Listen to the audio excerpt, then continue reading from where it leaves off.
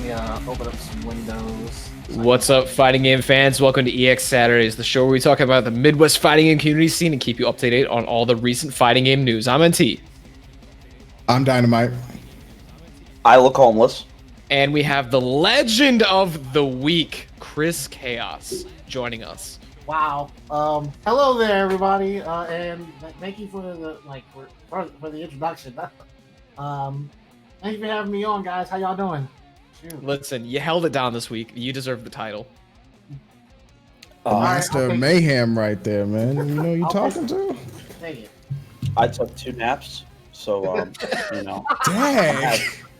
Yeah, he's cooked. Akimbo naps? Dude, I'm so tired. I don't know what's wrong with my body. I had to go off of a sleep schedule that was from go to bed at 6 p.m. to wake up at 4 a.m. in the middle of a week. My body is destroyed. Ooh, man. I could say we have some good news for you guys. Ham and I have found a new place to live, so we'll be trying to get in there in about 3 months. Let's go. Better internet, let's go. Better internet. It's seriously the only reason we're probably we could have probably stayed here for a multitude of reasons. You see all these posters in the back? I don't want to take those down. There's like literally 50 of them. You see that thing right there that's not hung up on the wall? It's because I didn't want to stay here. That's why it's not on the wall. That's where we're at. And it's like the only reason we're like so adamant about it is because we have terrible internet. Yeah, it's real bad. We get 25.5 max. Ooh. Imagine being Time to go. Yeah. Time to go. Imagine being streamers and streaming shit. Imagine being one of the streamers for LKO. Yeah. Don't 25.5. Yeah, that's the best you can get. It's time. Well, Chris gets 1 up and 1 down, and I'm not talking about MB. Hey. Lucky son of a bitch. Although that we might made me get so that. salty. So I do want to start off this stream continuing this thing of we have good news. Ham and I have good news. Do you guys have good news this week? Shoot. Well, I have a better camera you probably see from the last time I was here. Shouts to my brother. He hooked me up. He saw a few guys in the chat memeing on me about it. So he hooked me up. Also, got my rig updated finally, so I can finally do more things on Twitch and stuff. So we're gonna go ahead and make some moves and showcasing stuff and have some fun with it. Other than that, Chicago Granblue Versus is killing it. So let's just go ahead and give all those guys props too. So that's even better news that just these guys are constantly stepping up. And other than that, I'm just happy to be here. Oh, sure. Dan, give us some good news. Oh, Come on, you gotta have something, right? Coming to the wrong dude, NT. You know how I am, man. Don't do that. If you want to think about it, I want to explain why. So, as we all know, there's been a lot of stuff happening over the past week with Black Lives Matter movement, George Floyd's death, and all the protests. I know it's been bearing on a lot of us. I've made my own personal tweets of advocating for mental health. I think it's important to take a step back and remind ourselves of the good things that we have going on while we're fighting, because you can't constantly just keep pushing your brain full of this stuff. I actually said to Han the other day, I saw something rather graphic. I won't say what because I don't want to, give you guys that image, but I'm sure you saw something. You probably saw the image I saw, and I was eating a sandwich at the time, and I kept eating my sandwich after seeing that image. I'm numb to it. It's quite difficult to bring myself back into reality. So I do want to remind myself of this kind of stuff. Also hanging out. Welcome to being black. So if the insight to this week is we do want to talk about the Black Lives Matter movement. And based on my introduction for Chris Chaos, we also want to talk about the legendary 3v3 Chicago versus New York in the Granblue Fantasy Versus. Yeah. Well, are we getting into that? We're getting into that first? It depends. Did you think of your good thing? Damn! I don't got nothing. NT, I graduated Come on, college. man. I don't do homework anymore, man. Come on, man. You've been commentating a lot. That's got to be something good, right? I mean, that's always that's good. That's always good. But that's that's not anything exceptionally like this is brand new good. Hey, it don't matter how big or small it is. Good is good. All right, well, Yep, then I've been commentating a lot. That is definitely a good thing. So I want to throw this to you guys rather than be the lead. What do you guys want to start with this week? Do you want to start with the Black Lives Matter movement, or do you want to start with the 3v3? Honestly, I think like starting at a high note and going to a serious note kind of like brings it down to the lead. Let's start like bringing things up. So let's start with I agree with that. You going into something, it's like we're going to talk about something really serious, and then after that, we're going to talk about Granblue. It's like that order, flip that. It's like, so yeah. So that's kind of like the thing. Because like it all depends on how the mood is. Like, do you want to start high and then like go down to a serious note, or do you want to start at a serious note and work up high? If it's best to go to the high note and then and work down seriously, we can start with Granblue. So like it seems like that seems to be the way that people want to go. All right, let's start with Granblue. So if that's where we're going, I'm throwing it right over to you, Chris. All right. So pretty much it was a. Give us the lore first on why this 3v3 happened. All right, so I can't really go over every single detail, but because a lot of things happen in the background and all that type of stuff. But at the end of the day, I can definitely say a lot of things. So pretty much, I'm pretty sure I got into this 3v3 exhibition because the week prior to that, I was in a first to 10 with Najee. Shouts to Najee, the Vegeta player out from New York City. That character's cheap. So the thing is that I've always been like a slow learner when it comes to fighting games, but I always made sure that my fundamentals were like as solid as possible and work my way up. Granblue Versus, that pretty much went the approach that exact same way, and but the learning curve for it is because I finally have a character I really really like, and I'm like in the lab a little more, and I'm not gonna lie, quarantine gave me more time to lab up things. The progress came a lot faster than usual. So entering a couple NLBCs and Ronin Rumbles and a couple of locals here as well, like SSS. I haven't been able to enter LKO because I run the Granblue Versus bracket for it. But we'll work around that so I enter one of these. I want to. So anyway, the progress is happening. Everyone was seeing it, and me being on a Ronin Rumble stream, I guess, got me the spotlight to have people put some attention on me. I had a crazy comeback, and I ended up having a very close set with Flux Waves on not only just Ronin Rumble but also NLBC. So I was approached to do a first 10. After that, I accepted, obviously. They told me my opponent was going to be Najee from New York. And I was like, okay, I'll have to learn how to fight Vegeta. It's not really my favorite matchup, not really the most fun one to fight. She's pretty much, very, against the grain of how I play.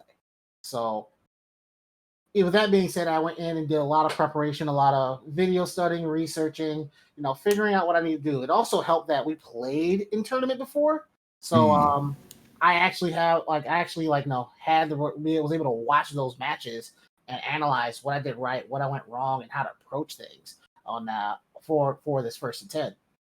We ended up playing the first to 10, and even with a rough start, I ended up finally rallying up and catching things up and closing the space.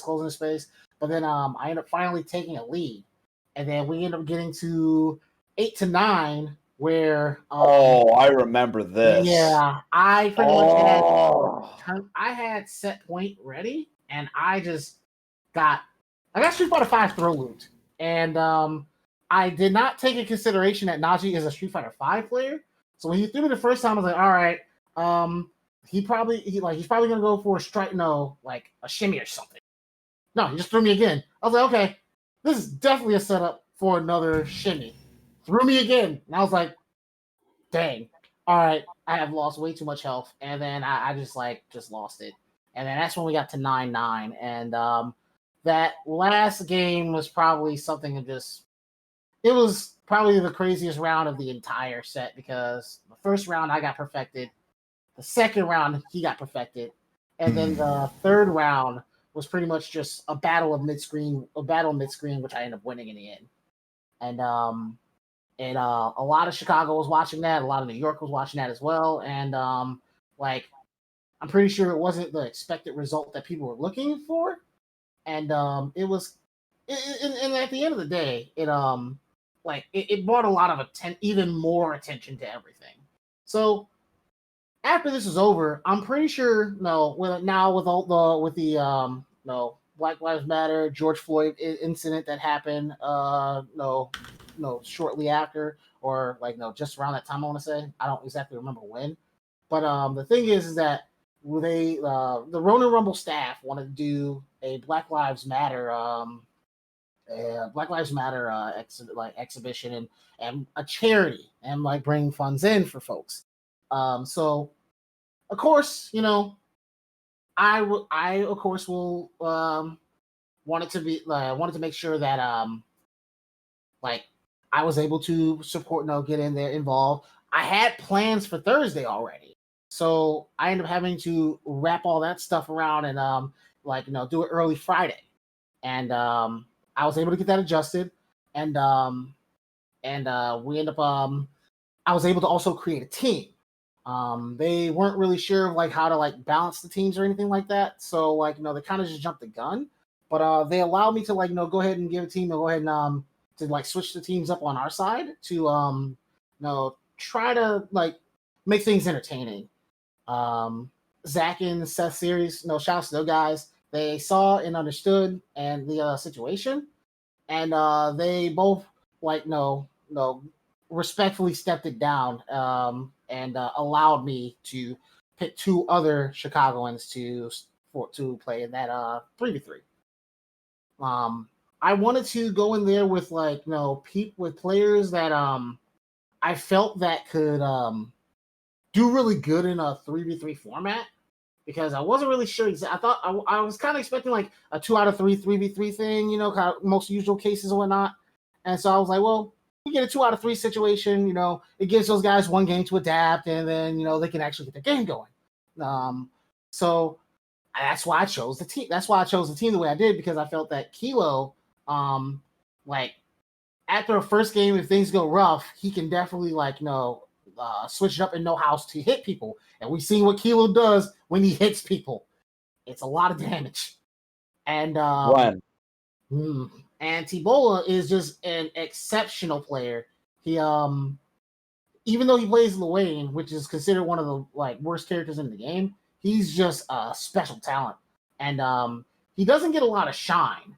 He doesn't really play on any big stages. And I wanted those guys to get their chance to, show up and showcase what they could do on that stage.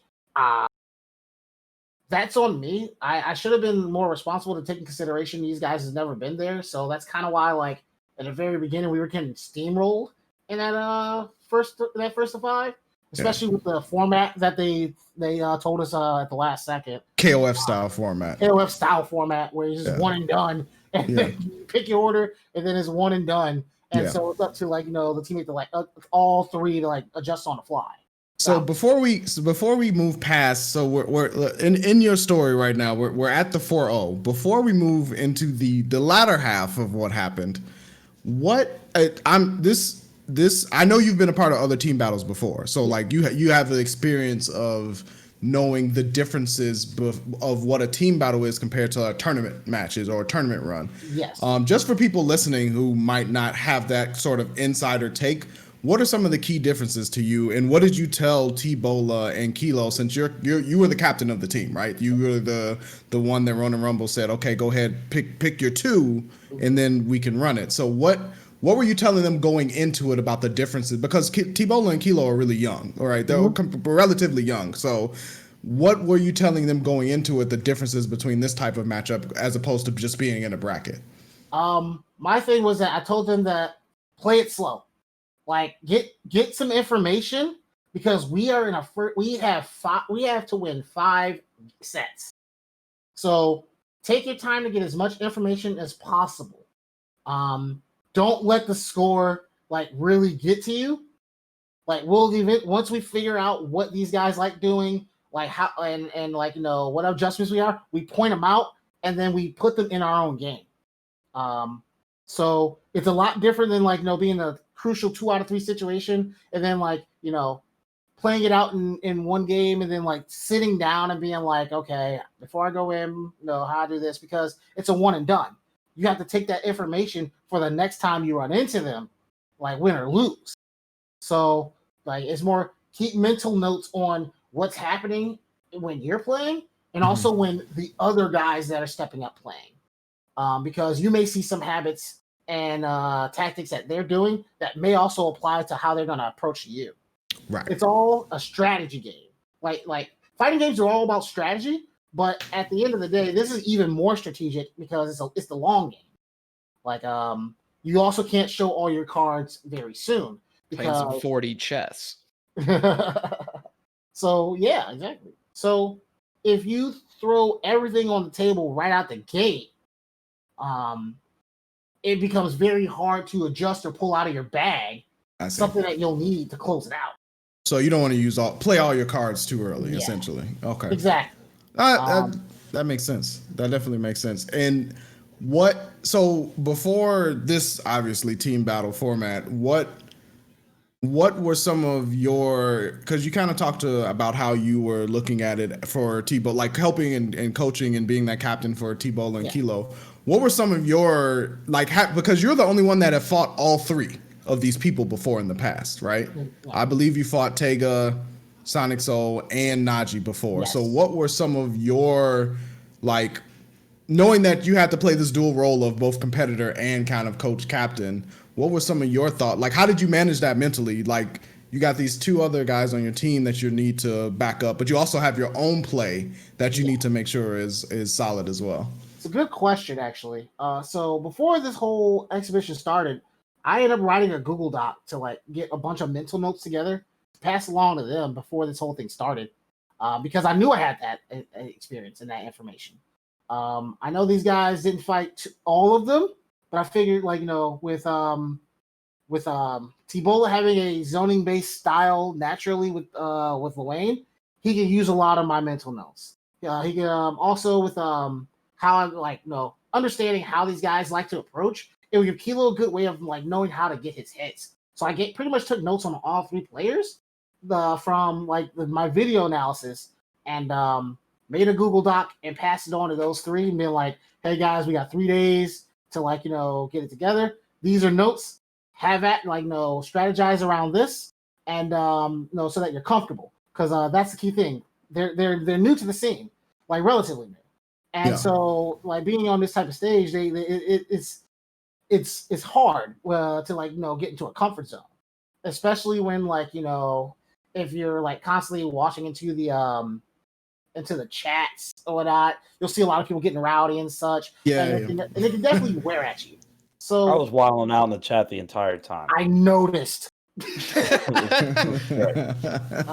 When isn't Ham wilding out in the chat? That's true. true. The thing is, I didn't watch the chat during that first to 5 because I didn't want my mental shaken by anything that was said in there. Yeah.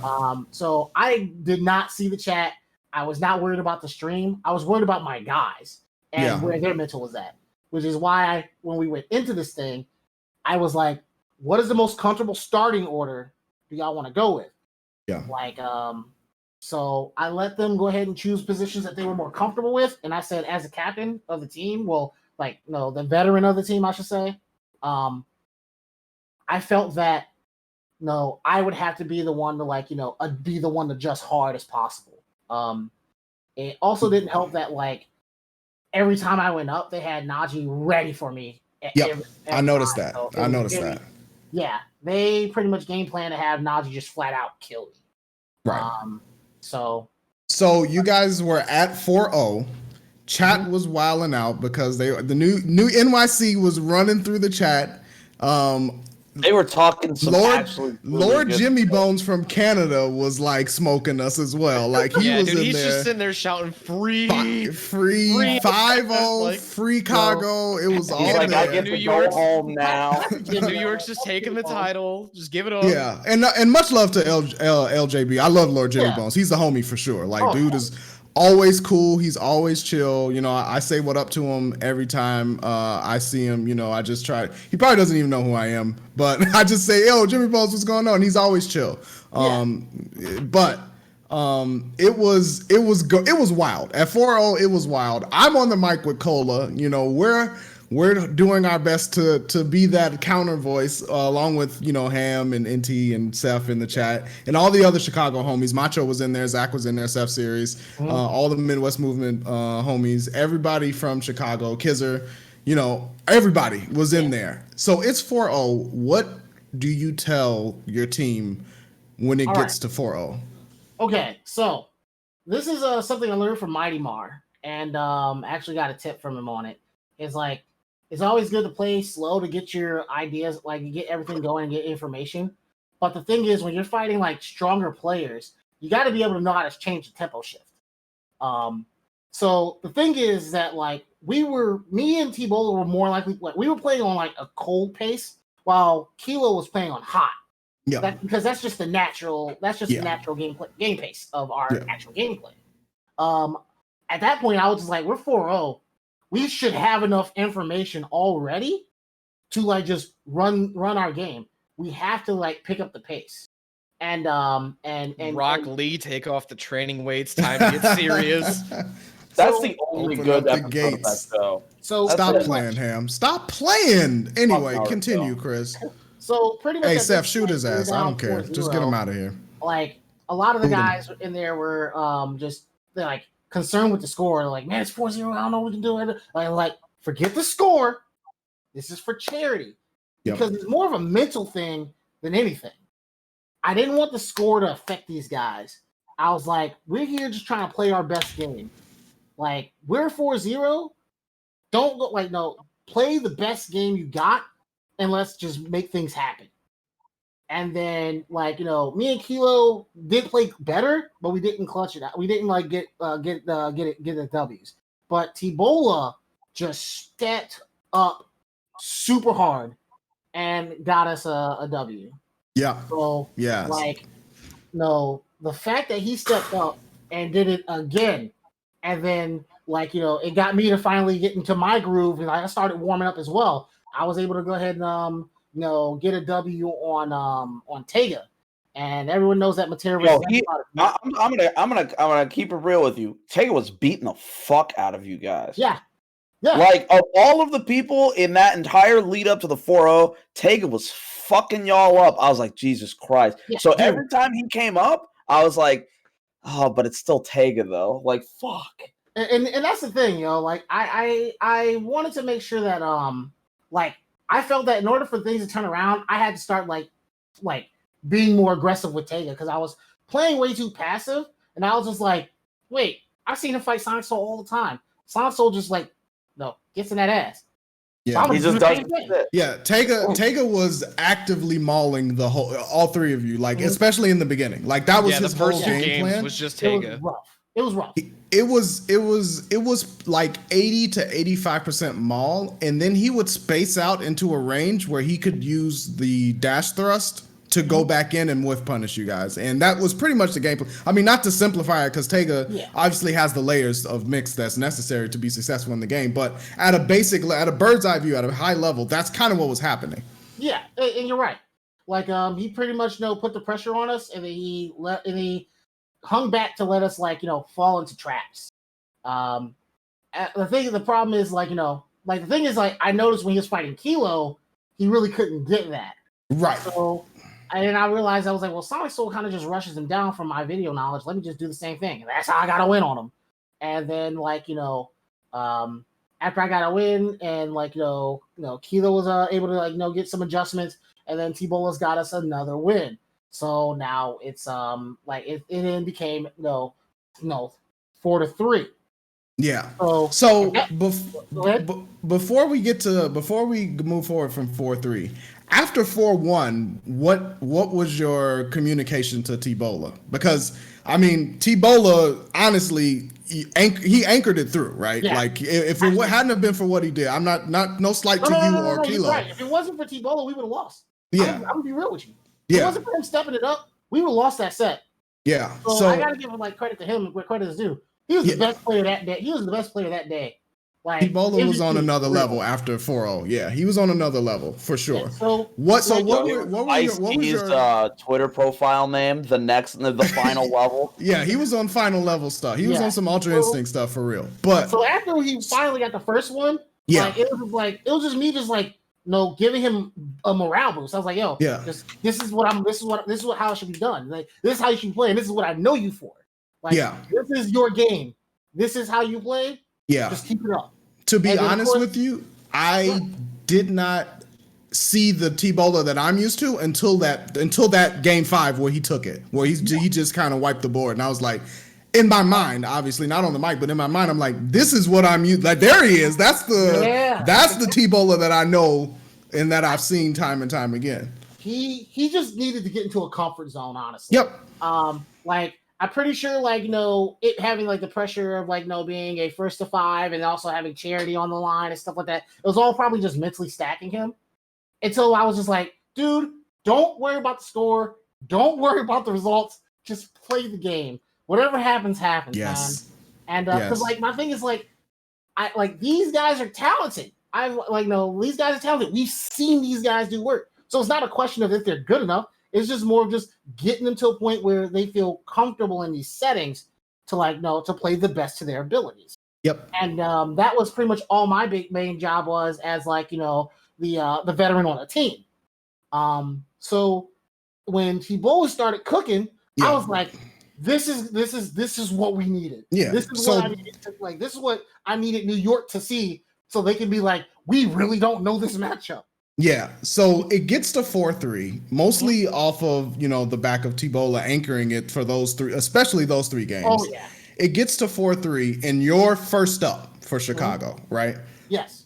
What is your mindset at 4-3, knowing that obviously you're the captain of the team, you've been coaching. I know, knowing you, we're friends. We talk all the time. I know how you are. I know you weren't happy with how you were playing up until that point. Mm-hmm. I know how you are. I know you also not wanting to show that to Kilo and T-Bola because you're their core, right? You're the core of the team. You're the pillar. So what was your mindset stepping up to that first matchup when it was 4-3? I pretty much told myself that T-Bola has been playing out of his mind. I need to step it up right now because I can play better than this, and I can't have it go down with because I can't rely on T-Bola constantly carrying us for 5 games straight.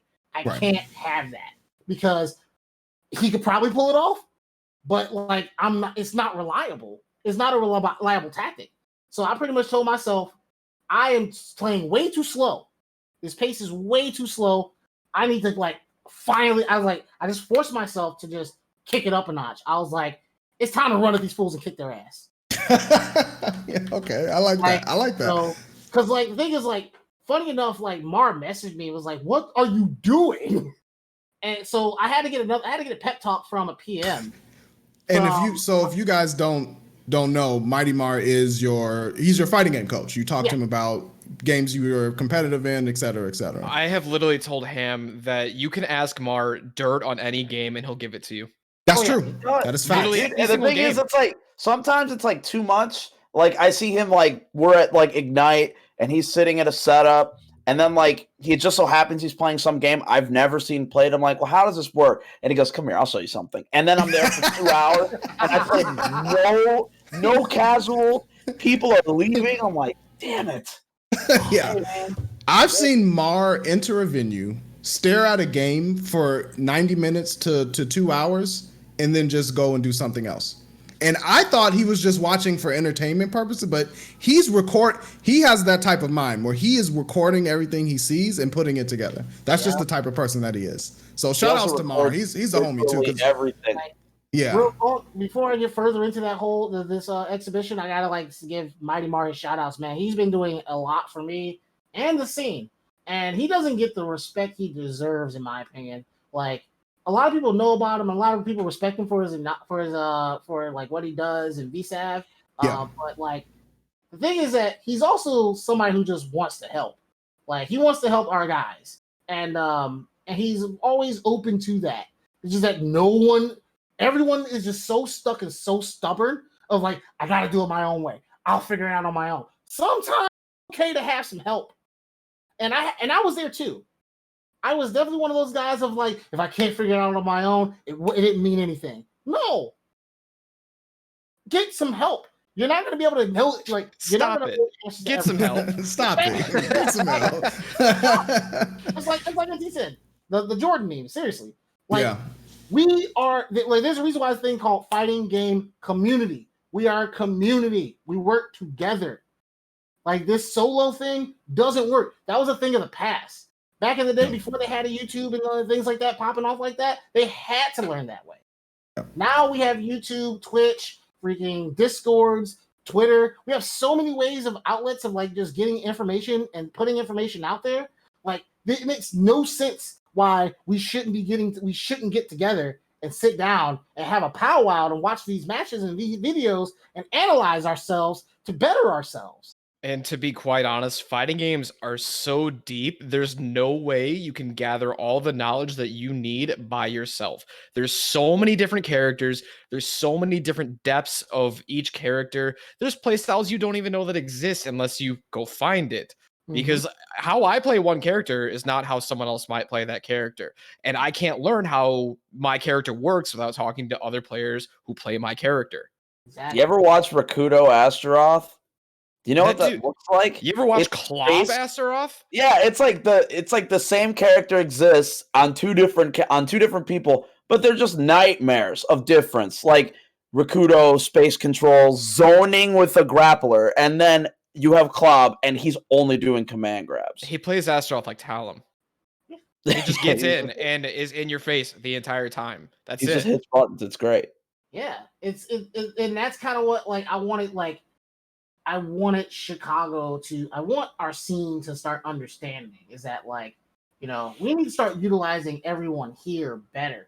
Like, let's work together on this thing. And I'll get further into that because a lot of things happened after the first of 5.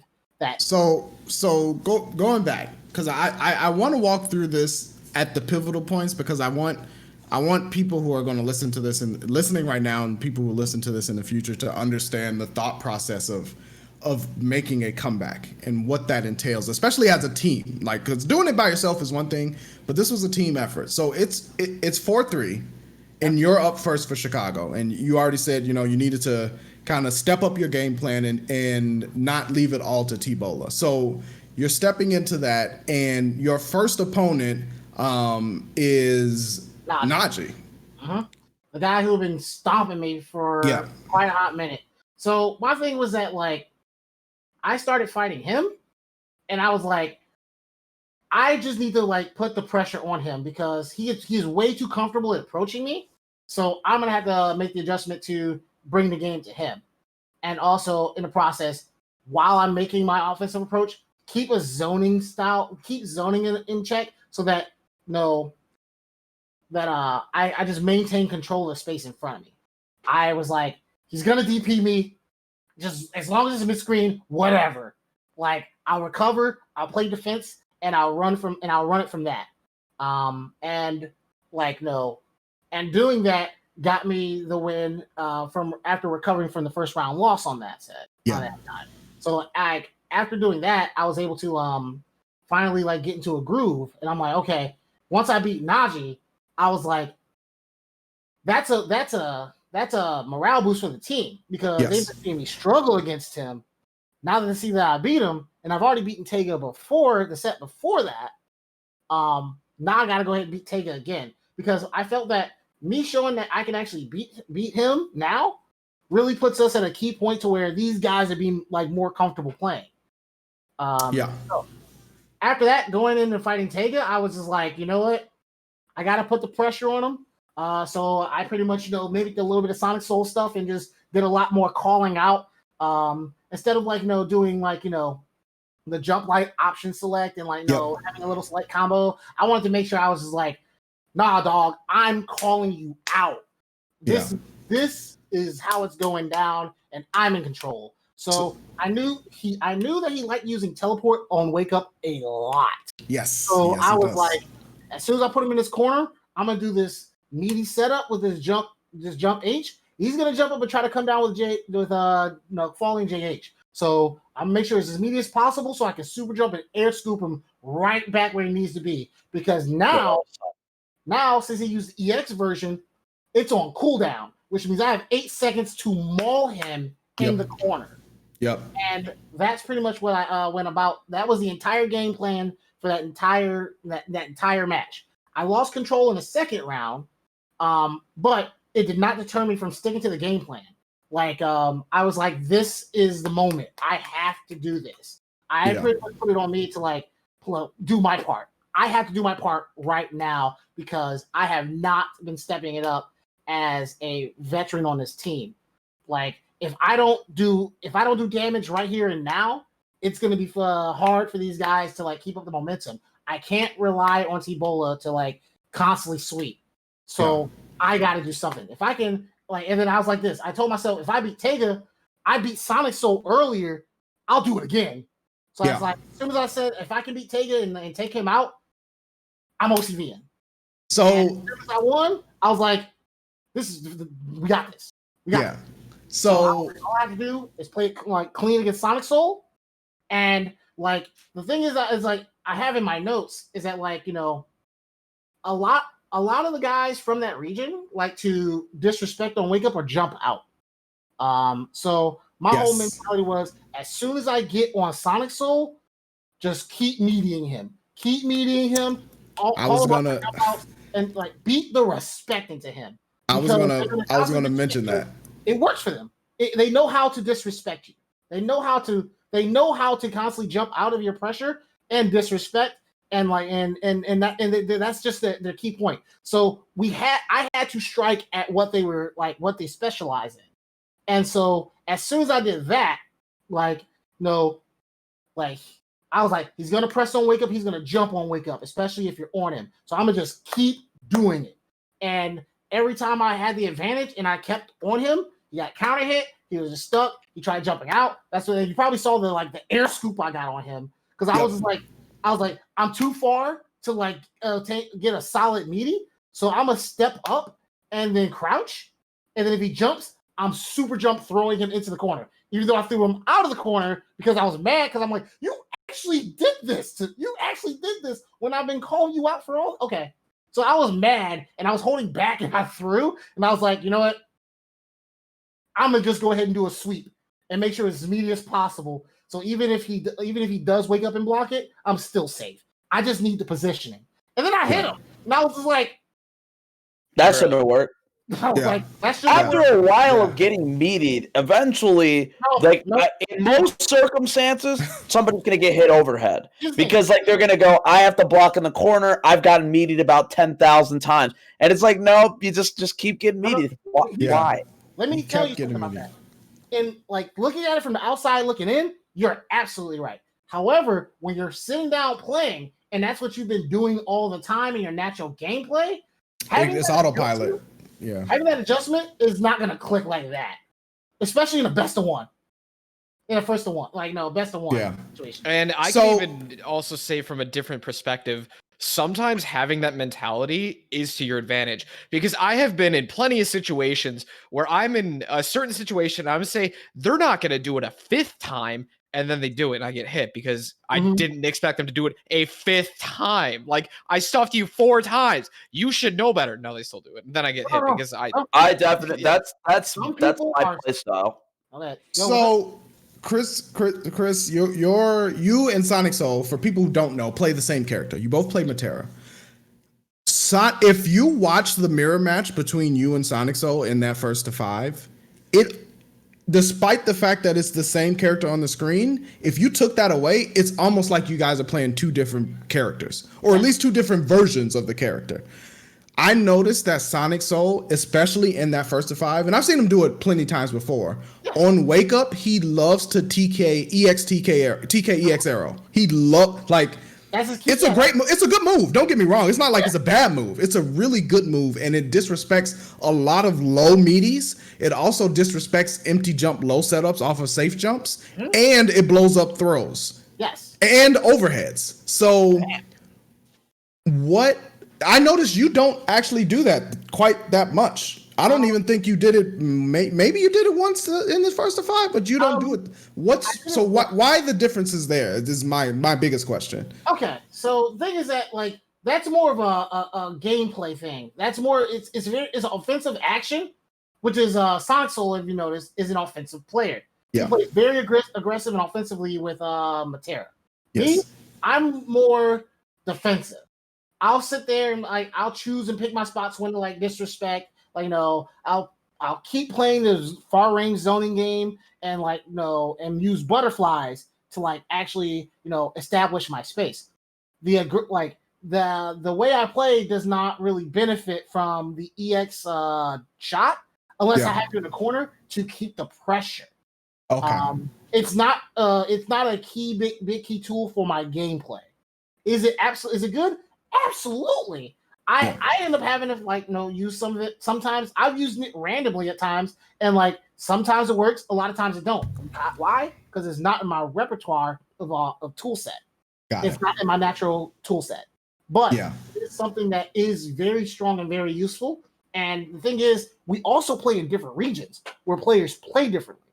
Yeah. So, like with those guys, he probably plays a lot more people who are very aggressive. So having something like that is a good keep off me tool. Yeah. I don't have to worry about that too much because I'm more the fact of like a lot of guys will just like do pressure. And like eventually once you've shown that you can like you'll defend, they back off and then try to reestablish. And then that's when I strike. Yeah. That makes sense. So because of like the regional play and our also different ways of approaching the game with our characters, we have different options and utilize different tools for the character. And there's no wrong way of playing Matera. Like you can literally watch even in Japan, Taichi and Io are like the best two in my opinion, and they play a bit differently.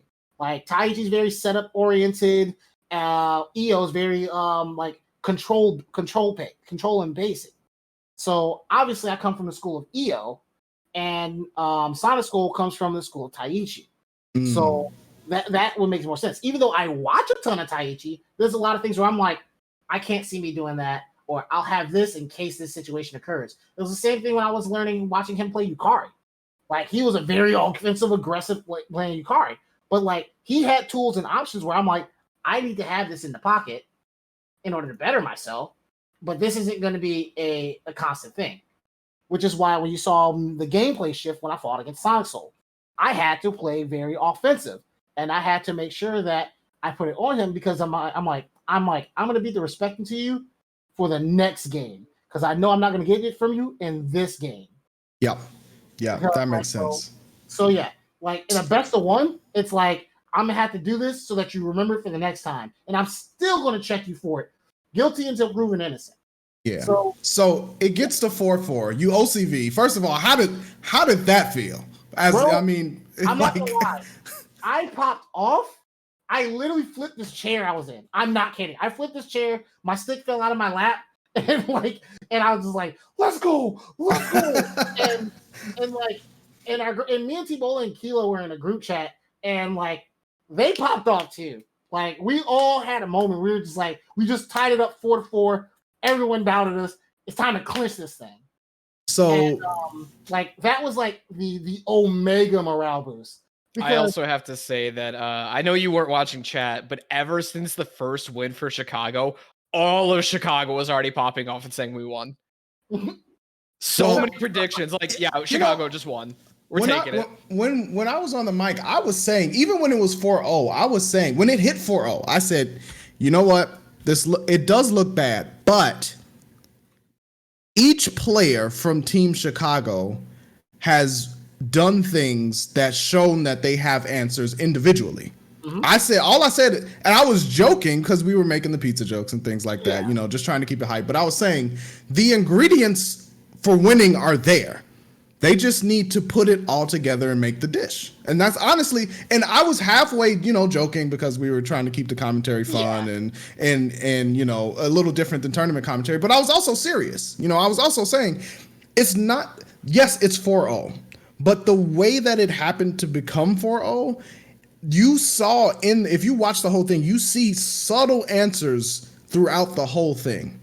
You know, that you guys really did have answers there. It was just about putting it together. And then when it hit 4-4, and I saved Kilo for last. We didn't talk about him much, but Kilo, despite what he might think, this is what I think, and it doesn't matter much what I think because I wasn't in the team, but this is what I was thinking as Kilo was playing. I called him the wild boy of Chicago for a reason, because he is. But that play style, it is, compared to you and T-Bola, it is it's a curveball to you guys fast speed pitches, right? It's a complete, or the other way around. He is the fastball to you guys curveball and slider and changeup. He is going to come at you fast. Mm-hmm. He's going to come at you fast, and he's going to do what he's going to do. Exactly. And he played that way the whole 9 games. The whole 9 games, that's how he played. And so he got some W's that way. He took some rounds and things like that. But he didn't really get the game wins over characters, right? Over players. Yeah. Kilo is first up because of the way that the order worked, right? So you got the OCV, you have to step off, and Kilo comes up. Yep. What did you tell Kilo going into that? Because it's 4-4 now, right? So this is it. Actually, Kilo stepped up himself. He was like, I gotta clean it up. I gotta do something. Because he saw that T-Bola was pulling weight, and he saw that he was doing OCVs. And then recently seeing me do the OCV to go ahead and getting us 4-4 and tying it up, he just had this morale boost. Is like, I got to do it. I got to do something. And the thing is that his play style is a very aggressive play style, and it's hard to dial back on some things when you need to. But he started he's really good in finding key points on where to attack. And so it's just like he sharpened his blade going into there. It was like, I'm looking for these few things, and I'm going to blow them up for it. So the funny thing is that he went up, and then we're like, all right, he's gonna have to fight Vegeta. He kind of struggled going through that. I was mentally prepared to go in case he lost. And then we saw Catalina, and I was just like, yes, that was the next thing. You can go right into that because that was going to be my next thing. Wait, what? Here's our signature of conceit, the Catalina pick. That there gave everyone in our group we was like, we just won. As soon as we saw that, we was like, that is literally waving the white flag. Because I'm like, he did not stick to his guns. And the wild part is, he was kicking our butts he was kicking me and Kilo's butt with Vegeta. Yeah. I'm pretty sure he went in with that to try to deal with T-Bola Lil Wayne. But the thing is that he'd have to get through Kilo first, and he has to come off cold from Catalina. That's what I was saying on the mic too. He had been playing Vegeta for at least, at that point, at least 90 to 100 minutes, right? That was his mindset. So Kilo took it upon himself to say, I'm stepping in. I got to do my part, right? So Catalina comes up. You guys are pretty confident on how that's going to end up going, right? Oh yeah. Kilo has there's tons of Catalinas in Chicago. And people who don't main Catalina, especially before the first big patch, people who didn't main her had a pocket Catalina. You can get Catalina experience here in Chicago pretty easily. You can literally walk up to Calypso as he's setting up the stream at Ignite and play his Catalina. Everybody plays Catalina. The guy that's streaming the damn tournament's playing Catalina. I play Catalina. I don't even play that game. I play fucking Catalina. So he pretty much went in with the character that both me and Kilo were very comfortable fighting. So we were like, no Vegeta? And I was like, Kilo, kill him. Just kill him. And so as soon as Kilo crip walked over freaking Nadi's corpse, I was like, Chris in the back, just hand on the ear. Do it. Do it. I pretty much was like, I'm pretty sure we won here, but I don't want to say in our chat that we won, because I don't want us to get into a point where we feel mad comfortable. Yeah. slip up, and it's like we regress because we were going so hot. I don't want anything to mess that up. Yeah. So I was like, yo, give it to him. And he ended up beating him. And I was like, nice. And then Tega came up. And I was like, yes. So Tega had been giving it to Kilo. I mean, much love to Kilo, but Tega had been putting it down on him for the whole time. It was sexual. It was real sexual. Kilo did get one game on him earlier. He did. Overall, Tega was lighting us up. So now you had Najee who stepped up with a whole new character and gets beat by a guy he had been beaten the entire set. Consistently, yeah.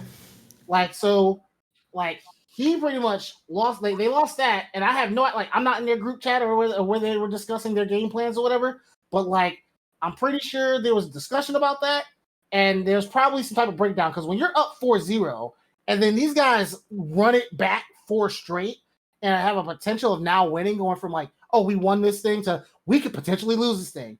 You have to be mentally strong-willed to keep it together. Yep. To close it out even in that aspect. Yep. When I saw the switch to Catalina, I was like, we just broke them. Or at least one of them. Yeah. Because I have full faith that Tega and Sonic Soul will still play to their abilities. So once Najee was out, I was like, bet, all right, Kilo, do your thing. And I saw that as they were playing, how Kilo was playing neutral, you could tell he was looking for specific things. He was. Gorilla Blade every time. Yes, he was. When they were in the corner and he did Fireball instead of Gorilla Blade, he did sweep, and then he jumped, and I was like, oh, he's looking for EX Gorilla Blade for a punish, and then Gorilla Blade happened again. He did sweep and he did EX Fireball, which is supposed to be super. If anybody who understands how Grand works, super. That was sweeping the super for sure, 100%. But he got Fireball, was able to get pressure. And then Kilo, instead of just going ham on him for a little bit, he was like, I'm going to back off for a bit. As soon as I saw Kilo back off, I was like, he is not about to do what I think he's going to do. The way he ended it, go ahead and tell him. The way he ended this match against Tega, go ahead and tell him how he did it. I was flabbergasted. I was like, I should have known. Off. I looked at his resources, like, this man is going to super Gorilla Blade. He wouldn't do it. And I was like, wait, this is Kilo. Of course he's going to do it. I was like, you know what? Let him have it. Because Tega did not show that he was willing to take that move off the table. Right. No, he was not. I was like, this might actually work. And then we all were there. We saw Gorilla Blade starting up. We saw Grand do this. And I was just like, I just started laughing. I started laughing because I was like, I called it. I knew it. And I'm like, the chat is probably losing their minds right now. I knew Gorilla Blade. I knew that the Gorilla Blade was coming. I knew that Tega was going to use the EX dash thrust because when I was on the mic, I was saying you can notice when every Lancelot player has their way of spacing it out. Some of them do it in block pressure. Some of them do it with the fireball, and then they hide their movement behind the fireball to try to fool you into where they're spacing it out. But Tega will also do it after he will pressure you, and then he will back away on purpose. And that a lot of times what he'll do is he'll option select it in his mind. He'll back off. If you swing a heavy button, he'll come in with just a regular punish with Lancelot. If once he gets to a range where that heavy button isn't going to be whiff punishable, that's when he goes into, okay, this is now my EX thrust range. When Tega backed up, I was like, it's coming. I hope Kilo is ready. When Kilo backed up, I'm like, I think he's going to use Tempest Blade. Like in my mind, I'm like, I think he's going to try to Tempest Blade this move. And if anyone doesn't know, EX thrust is pretty fast. It's not a slow move. So you have to be mentally prepared to do that because you can't say, okay, I mean, some people might be. If your reactions are just truly legendary, you can. But most players, when they see it, they're going to have to know that it's coming and then put the command in to do it, right? The fact that Kilo was already deciding that, it was one of those moments where it was like a movie moment. It was like everybody knew what was about to happen right there. And it went through exactly how it was almost like it was scripted because it was a standoff. It was a draw standoff. Yeah. It was literally that. Is that someone had a pistol, this guy had a freaking bazooka. The bazooka won. Yeah. That's what happens. So he takes the round off of Tega, and then they have to play another one. And after that, the way that Kilo was pressuring Tega, really, you saw Tega start to change things, like try to respond differently. Yeah. And it might have been just a thing of the adaptation. It wasn't just enough time to adapt, but the way that Kilo closed out the match, and I'll never forget this. Tega was in the right side corner. Gran, as you know, if Gran has you in the corner, you are in very big trouble. You are in one of the worst spots in any fighting game, period. Like, it is bad. Kilo decided to use EX boot after doing some guard pressure. And when the boot was not in safe range, so for people listening, EX boot is it's a leaping move. It can be safe at certain ranges, but if it's blocked within a certain range space, it can be punished. Instead of doing anything else, Kilo takes a bigger gamble and just goes for the EXDP, knowing that, or gambling that Tega was going to try to punish immediately after the boot was blocked. This wasn't the first time that Kilo has done this in the match in this type of thing. Boot into EXDP or unsafe move into EXDP. Yeah. I saw that a lot. So since Kilo isn't on, you'll have to represent him. All right. The fact that he didn't stop doing that is ultimately what worked out and won him the game. The credit, because this is it's 4-4, right? So as I said on the mic, once you're done, and if it's 4-4, once you're out, you're out. That's your last chance to play in the set. So he was betting a lot on that, on just keeping to the Kilo style of play. Yeah. Kilo, like I said, he's literally like a fastball. He has one way of playing, works or doesn't. And it's up to the guy who's at bat to do it. That's fair. That's kind of what my thing was. Like, having Kilo on the team is, even though it's a fastball and they know what it is, the thing is that's up to them to adapt and deal with that. Yeah. And, someone's going to swing at it.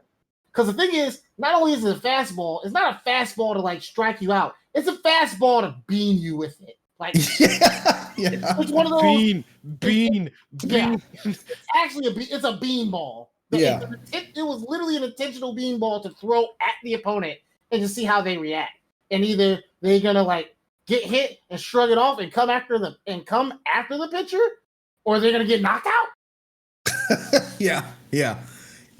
It was. I mean, you know, Kilo really he damn near had the OCV. For people listening, that OCV is one character victory. So in team play, it means that only one character from that team went up and they knocked out the other team completely without losing. But he damn near had it. Sonic Soul came up next, and you know, props to Sonic Soul for playing in that pressure situation to knock out Kilo, because Kilo is a tough out, but Kilo in that situation of being the last person up can be even harder. So you know, that is not an easy out to get. You can also tell, because like, even when before Sonic Soul went up, he was like, all I can do is my best. When he put that there, that pretty much told the other team he is mentally checked out. So even if Kilo lost, I did see him put that up there. He actually typed that up there. I do remember that. Yeah, that was literally him saying, I give up, y'all win, it's over. I'm going to fight, but I can't see me doing it. He literally gave up on his team. And that right there tells the other opposing team, hey, we got fucked up. Sorry. You're fine. Trust me. Ham is on this podcast. That's all I'm going to say about that. I know. Definitely almost said the N-word at least 3 different occasions on this podcast. Well, either way, moving on. I'm doing my best, okay? when I saw that, I was clear to say, we got it. Yeah. We literally, Ladies and gentlemen, we got him. Yeah, like I had already told myself, my mind, that Sonic Soul has shown that he is mentally weak in this situation. We got to take advantage of it. Now I was like, Kilo might be able to OCV because even though he's been struggling, if he's gonna have this mindset, Sonic Soul has to step up as a player to to close it out. Right. And so now their set went even though Kilo lost, it still was better than all the other previous sets. Yes, correct. The problem is he didn't adjust to the throw baits like me and T-Bone had to tell him. We were like, yo, don't try to throw a defense. Don't try to throw defense. But like I said, if you're in the heat of the moment and at best of one, it's very hard to make those adjustments. Yeah. So I'm not blaming Kilo on that loss. That's just what it is. It is hard to ask for that in that type of crucial type of situation. Especially when you are on fire, playing on all cylinders the way you have been. Especially in that last game when you just beat two people. It's kind of hard to dial back on some things and change it up to because you're in a rhythm. You're already in a rhythm. Yeah. Exactly. And so when he lost, I was kind of just like, well, T-Bola's next. What did you tell T-Bola going up? I didn't tell him anything. I just said, do the thing, man.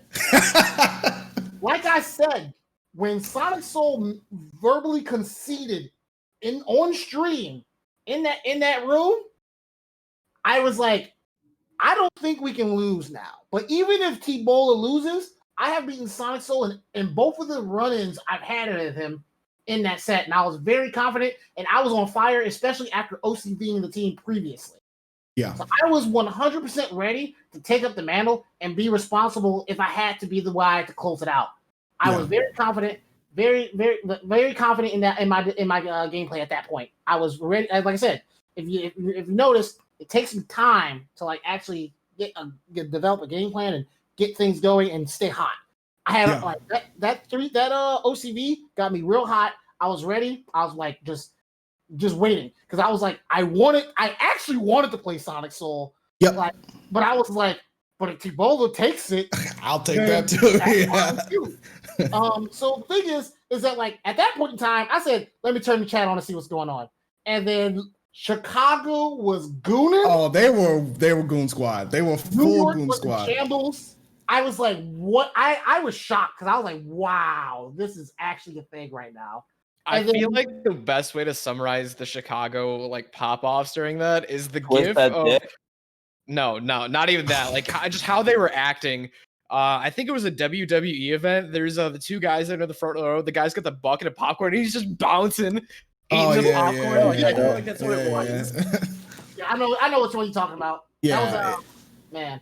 But yeah, we'll get into it. I know it's Big E. Yeah, Big E and in that entire team. Can't remember. Oh yeah, Big E eating the popcorn. That was literally Chicago. Literally. Yeah. It was literally. I just saw so many. How did this happen? What is going on? Yeah, New Day. Yes, that's the New Day gift meme that you're talking about. Yeah. But there was so much of New York saying, "How did this happen? What is going on? I can't believe that they blew a 4-0 lead." As Dan said himself, or maybe it was St. Cola. Was so fucking prime, dude. At that when it got there, I was like, "Yo, this is like the Golden State Warriors, bro."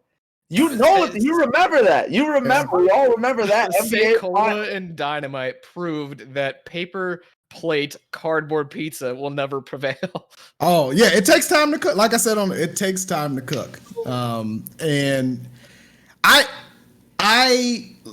so it was a team tournament, and I went into it purposefully knowing that it was not a tournament setup. It wasn't even like the first to 10s that we did prior as the undercard. So yeah, I mean the commentary was 150% biased. I'm not gonna lie about that.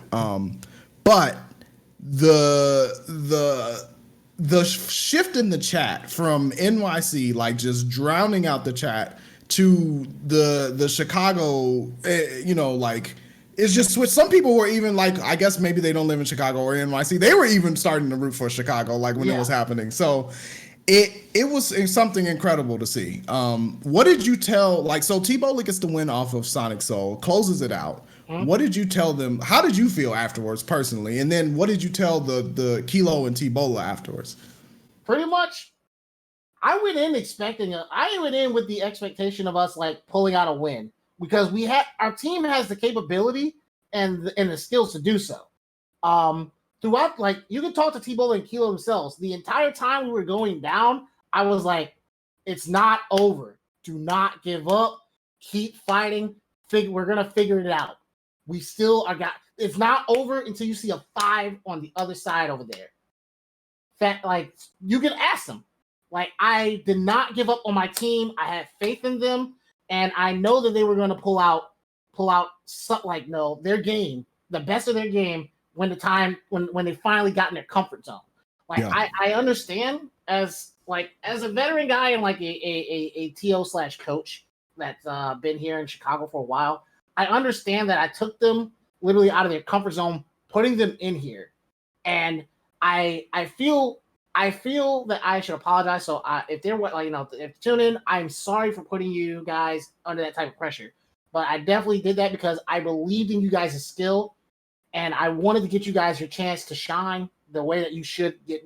People should know about what you guys are doing, man. Like you guys have been doing work in our locals, and we get some viewers. We don't get a lot of Ronin Rumble is a nationwide, even a worldwide stage at this point. I mean, people watch big that. Shout outs to Jeff hosting that. Yeah, so like I wanted people to see what we saw in these guys, because there's other guys that are also involved that could have been on the team. Such as I mentioned earlier, Zach and Seth series. They've been in exhibitions and stuff like that. They're known already. Yeah. For sure. And I expect those guys to get it together, finally prime it up. And as of the past couple days of now, Seth Series just won LKO last night. Yep. And Zach literally just won SSS today over Kilo 3-0. Yeah. Yeah. So those guys have stepped it up big time and have been constantly grinding. So I didn't do it to disrespect their grind. I wanted to just show that Chicago isn't just a select few people. It's not the same 3 people. New York certainly for every game T-Bola right now, that's for sure. Because my biggest takeaway was every time T-Bola came up and Yggdrasil came out, every Chicago person said mom's coming out. And I saw New York turn against New York. They kept saying, bruh, go lab Iggy. What are you doing? Yeah, nobody knows how to beat Yggdrasil. I was like, this is the best. I'm still talking shit, dude.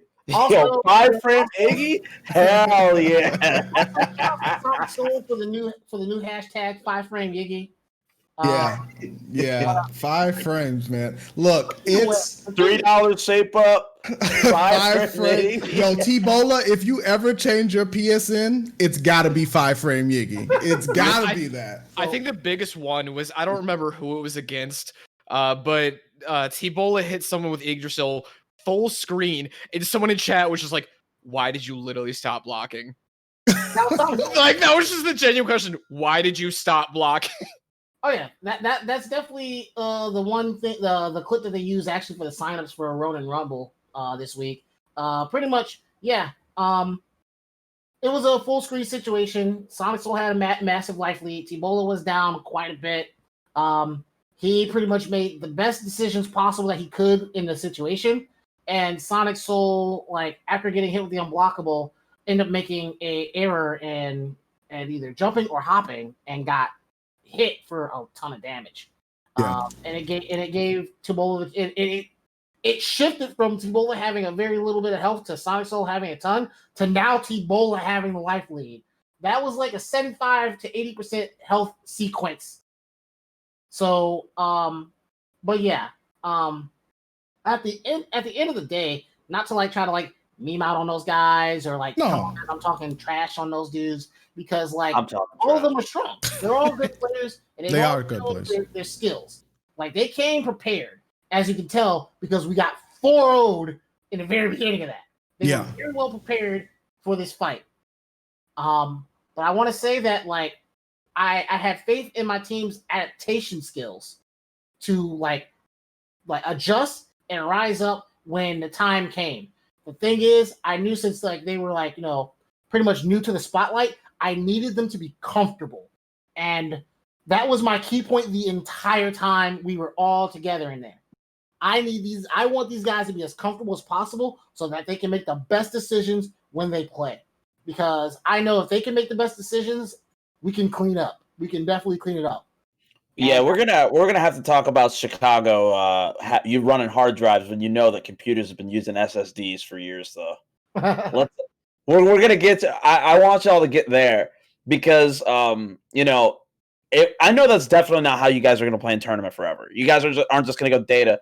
But if you're playing a 2 out of 3 and you guys are running the hard drives instead of the SSDs, it's not gonna go too hot. I know. Because that was the beginning was so hopeless. So I wasn't able to catch it live because it was on a Thursday and I still had work the next morning. So I usually get up around 6. So at 10 o'clock, I think it was 3 or 4-0. And I said, all right, I can't watch anymore. I got to go to bed. I assumed that it was just going to be a straight 5-0. And then I woke up to a 5-4 and all of Discord just blown up. All of Twitter is blown up. I was like, all right, time to go back and watch the VOD because I missed something grand here. like, So, man. what are your? Because I do want to get to our next topic, and we don't have that much time left. But I wanted to stay on this number one because it's something positive. We've all been going through a lot of shit. Just to be frank, just to be 100%. These last 10 to 14 days have been incredibly shitty in every other aspect. So. Thank you, Chris and T-Bola and Kilo and Team New York as well for putting on that because it really was. NT, you asked me for the good thing. This was the good thing for me because not only was it a fun event, and I got to see my homies win. I'm always going to rep Chi-Town, but it was something I felt like everybody could be cathartic about. Like everybody watching could be cathartic about. You could let out that energy, you can let out that passion in a very good way. And so thank you, Chris, and your team and Team New York for doing that. Is there any final thoughts that you want to say to either your team, to Chicago, Granblue in general, to New York, to anybody at all, just to kind of wrap up your overall thoughts about the whole event and before we move on? All right, so I want to say that throughout all this whole thing, I know that there is a lot of trash talking and everything. I hope that everyone who was involved in that don't take that too seriously. There is no beef with New York and Chicago. We literally got together with this thing to put on a show for a charity event and play the best of our abilities. Everybody on both of those teams played hard, and no one likes losing either. So I understand there was a little bit of aftermath, but at the end of the day, it was all done out of love and for a good cause. So I just want to make sure that, moving forward, everyone remembers that when we do these things like this, remember what they're for. Always be for your community. Because like I said, not only Chicago FGC, we're still in the United States of America. We still have to work together. Regional stuff, cool, no problem about it. Have your regional pride. But also have your pride to be together as a community as a whole. Because that's what that whole exhibition and event was about. Black Lives Matter. We all in the FGC, a lot of we're very adamant and open about how we felt about that. And so, that was a moment of togetherness. We have to all doesn't matter if you're from New York, Cali, Chicago, freaking Texas, Canada, Mexico, anywhere. Throughout the entire United States right now, we're going through some stuff, and even Mexico and Canada sees this stuff, and Canada has their own things as well dealing with it, and and obviously with all the other recent events, Mexico's been having their things, but we are at a current point in time, and in real time, living through history, that we got to go ahead and stick together, no matter what region we're from. We did this to get together. We did this in unity. And I want to make sure that moving forward, we continue to do that. Whenever the things like this happen, no, whether it's like, no, over the George Floyd incident or any other type of incident that involves involves anyone in our country going through any type of turmoil or any type of terror or pressure or anything like that, that we all come together. The FGC has proven time and time again that we are a unit of togetherness. Not everyone's perfect. People make mistakes. But let's learn from our mistakes and move forward from here and grow. That's all I really got to say about that. I don't think there's really much else we can say with everything that you just said. I can say it's succinctly said, beautifully said. And I do want to give one more shout out to Jeff. We haven't said the number. Jeff raised over $2,000 for the Black Lives Matter charity. Which charity was it? Do you guys remember? It was a Chicago Bond. There's a lot of folks who went to bat for us in Chicago that were wrongfully jailed. And I can't go out and protest because, I have some respiratory issues, especially with COVID going around. I can't take that risk to go out there, end up getting COVID, and potentially losing my life because of that. So, also shout outs to Reiki too, because he's the one that kind of formatted the whole and kind of directed the whole event. So shout outs to Reiki as well. Oh, absolutely. So that's why I chose that charity, and the team also agreed that was a good idea. So, we put the $2,000 over to that, and it hopes it helps someone who was wrongfully jailed to go back home and get spread out as much as possible to help others who are in that situation. So $2,000 raised from Ronan Rumble, and I want to toss in that we raised over $690 for Low Kick Online yesterday. So thank you, everyone watching. Yes, Low Kick Online, we appreciate you greatly. And I'm not going to take the lead on this one. I want either Dynamite or Ham to take over the Black Lives Matter movement. I'm gonna defer to Ham. If you want to hear my thoughts, I'm gonna give my thoughts. But if you want to hear my thoughts on it, you can listen to the Ronan Rumble VOD at the very beginning. Cole and I got a platform to talk about how we felt about it, and we got passionate, rightfully so, about it. So if you want to hear my thoughts, I'll refer to that. I'm going to defer over to Ham to kind of give his thoughts, because this is it's important to hear from different perspectives. So I know Ham has a different one and Chris as well. Jump in if you feel free to jump in. Both of you, especially being military veterans, obviously have a unique perspective on this compared to myself or to Seth or NT or any of that. So go ahead and take it away. So, as he said, I am a military veteran. For those of you who do not know, I was in the Marine Corps. I was in there for 5 years. I did my one and done. I hated that place. It was miserable. I will say that, I walked away with good experience work-wise and good experience with some friends.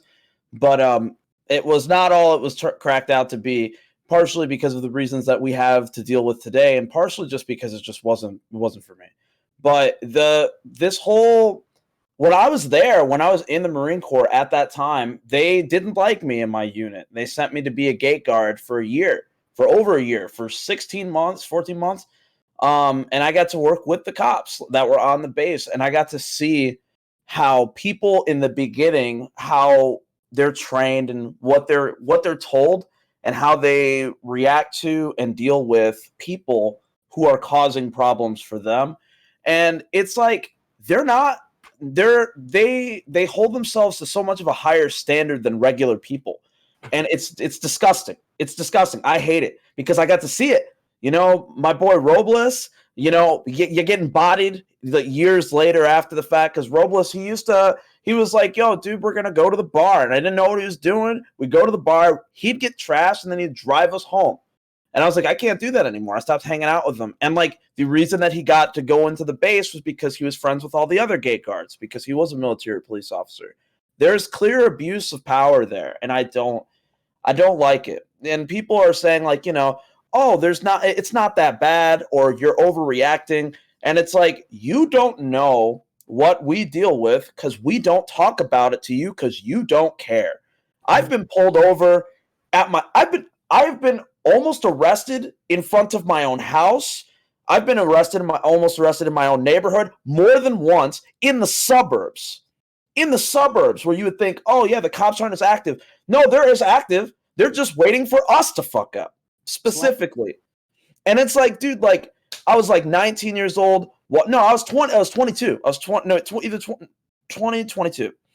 I was walking through my neighborhood. I was drunk and I had to get home, but I didn't want to drive because, you know, I don't do that. I learned my lesson one time. I'm never doing it again. You got me. Yeah. Don't do that. And I walked home and the cops stopped me and they said, you know, like, let me see your ID. They took my ID, they checked it and stuff like that. They're like, why are you walking through your neighborhood? And I'm like, because I fucking live here, man. I got to get home. I was at my friend Daryl's, you know, I was chilling. Like, I had another friend, he was walking through another neighborhood with a katana. And they saw him walking through the neighborhood with a katana on his shoulder with me. And they let him keep going. And then they called me over to the car to make sure that I wasn't doing anything wrong. These experiences are things that people have.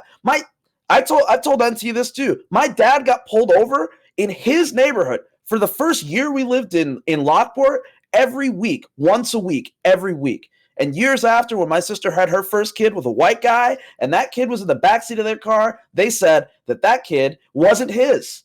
They said he kidnapped his granddaughter because she didn't look like him.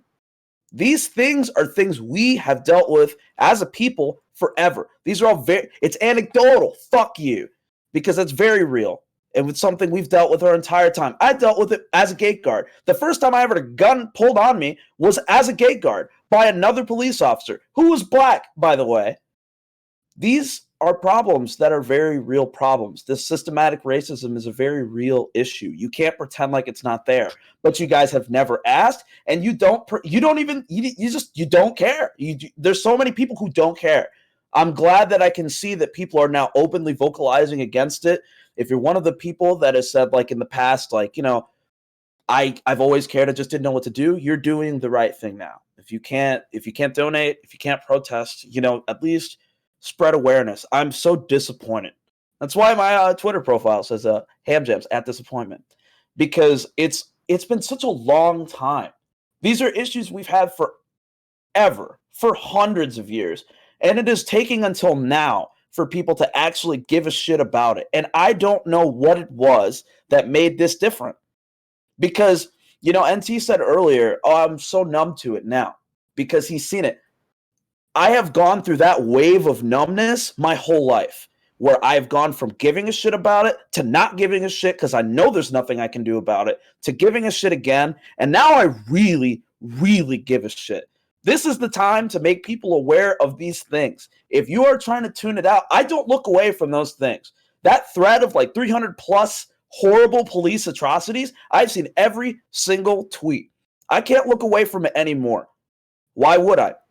I feel validated. After all of this time, I feel as though everything that I've said existed, we see it now. You can't look away. And I'm proud to say that we're part of the Chicago FGC. The majority of like Tekken 7, it's all black people. Like this, like most of the people are black. Street Fighter is a good mix. Soul Calibur, I'm like the black guy besides Razzle Frazzle, but we're all there together. I have had to do very little pruning as a member of the Chicago FGC of cutting people out of my life that I've noticed have just been straight up shitty. Whereas if you go on Facebook, which are my old Marine Corps friends, it has been nothing but pain. All of these people that I thought I could trust saying these aren't real issues, these stuff like that, like they're gone. They're out of my life. I was friends with them for 5 years, 7 years. 7 years now. They're gone. Why? I don't need them anymore. You don't need people like that. If you have people like that in your life and they haven't changed their mind by now, they're not going to change their fucking mind. Their mind is made up. Get rid of them. Let them hang out with their people. You can't fix them. Eventually, karma will come get them, and if it doesn't, they'll just fucking die in obscurity, because I would hope that no one could love them as much as they hate us. That's all I have to say. All right. Chris? All right. Well, first I want to go ahead and give shout outs to Ham Jams for pretty much taking my own trail as well, because my military experience was exactly the same. Exactly the same. But I was Navy, and I did 5 years. I got out because I did my time, and I was like, this is not for me. I had a lot of ups, and I had a lot of downs. And I waited out, and I was like, this ain't it. That's why I left. Now, like I've been through quite a few experiences myself growing up. Luckily, not too many, because when I was growing up in the area I was in Detroit, it was primarily black. Even the police officers were black. So for the majority of it. So I didn't get to see too much of it, but I did have my experiences as I got older. When I started going to high school, when I ended up doing high school, I know I would have to walk to school. I would get stopped every once in a while because the quickest way is down from my house was a straight shot straight on a side street. I wasn't going to take the main road if it was going to make me do a gigantic U when I can take a straight shot and walk like 20 minutes to get to school. But I started having to take the main route because I started going on the main street because it was often that like we had someone, we had an officer, plenty of officers who were like, integrating in who were not people of color. And I would get stopped because I had a bag and was walking at 6:45 in the morning to get to school. So that's why I started seeing these things over time. It didn't really hit me until after I left. After I left and started living on my own for like the first year out in a predominantly white neighborhood, that's when I started seeing it. Being 18 years old and like not having a car for a hot minute and walking to work kind of sucked. I got stopped for walking. Like, that's crazy. That's kind of one of the things that made me fear getting a car, because I'm like, I've seen what happens when they stop. Like, I don't want to be like, I'm like, if I'm walking, there's no way you can just assume, you should assume that I'm like, stealing anything or like that, especially if I'm walking out in broad daylight. No, doesn't matter. And so I eventually was like, well, I need a car because I'm going to have to start driving to work because it was too far to walk. So I eventually ended up getting a car from my dad. And as I was, I ended up finally getting my license at the time. And I ended up getting it suspended because I ended up not having my glasses. That was it. That was on me. That's my fault. But it was plenty of times where even before that, driving to go to a friend's house, driving to visit my mother, taking my sister to work. No, there were plenty of points in time where I just got stopped and I never understood why. Nothing came of it, but it still always went in the back of my mind, are they stopping me because of the obvious? But and why is it the obvious is the question. It's like, I don't want to keep going on it, but like, that's the obvious. Like, everybody always jokes, this is because I'm black. And it's like, the answer at this point in time is yes. Yes. Like, for anyone listening to these things, right? Look, real talk, whenever we're dealing with anyone, and and it's always like, they're harping on us or whatever. And we'll just say no, they're not black. We don't openly assume, this guy's a racist. There's a bunch of steps before we even get to that point. Is it something I did, or is it something that I said or talked about? We literally go through everything. Racism is the last straw that we pull when it comes to figuring out what it is. Why this person does not like me, because we don't want to believe that is the primary point of their dislike for us, because a lot of us are raised to the point of yes, there are some folks that are like that, but times are changing to be better, and especially compared to the 60s and earlier. So the thing is that we're always trying to figure out exactly before we get to this point, even though it kind of feels like that's the case. Let's look at these other steps before that, before making that assumption. You have to build a case. I've done that for a whole bunch of people that I was like, that can't be that bad. And you have to look at their character, how they interact with other people, how they interact with specifically you, how they interact with other black people. And it's like, okay, after I've tied all of these things together, the last part of that is how they interact with other black people all in bulk. Well, if it's net negative, then you know what it is. But we have given slack in that sense forever. We always do that. And it shouldn't be that way, man. It really shouldn't. Like, I'm grateful to have friends and people I've talked to and roommates that I've roomed with in the past, present, and currently, where I'm not even having to worry about that. So it's like, that's why I continue to, like, whenever I have issues, I always try to, like, take these small steps to figure out, what went wrong before that. Obviously, there are points where, like, you're going to run into someone who has a mentality like that. And, like, you can't let that, persuade you into doing something that could give them an opportunity to get you in trouble with any type of law enforcement or anything like that, because, like, if they can go ahead and get somebody behind bars that they don't like because of, like, whatever type of issue or situation, then they'll do it. So at the end of the day, it's all about just, like, I'm happy that we're all fighting for this cause finally, and I'm just very upset. The thing that makes me very upset about it is that it took literally a world pandemic and everyone to lose their jobs and people to be on like, receiving funds to, like, and lose and not having any type of means of going out and such, to finally have another one of our own to be slain on camera during a pandemic where you're only supposed to go out for essentials or work if you're an essential worker. And it literally had us so frustrated, because now, yes, we have the time. Yes, there's a pandemic out there. But at this point, we're like, fuck this pandemic. We're sick of it. And now we have time to address it. Yep. That's why you're seeing everything happen right now. It is literally the perfect storm for everything in the worst possible way. It's literally the double-edged sword. All these people have lost their jobs, lost their ways of making money, have a ton of time stuck in a house because of, like, because of an actual, like, COVID-19 right now. And, like, they let you go out with a mask. People are going out in masks and protesting. Like, people are, like, literally getting together and, like, banding together and putting things to, like, to good time. They're putting their time to good use to finally have something to say and stand up about this. And so now you're seeing, like, just, like, the law enforcement freaking out, like, the like, news coverage of all this stuff, and everyone's like, why is this happening now? That's why. We have the time now.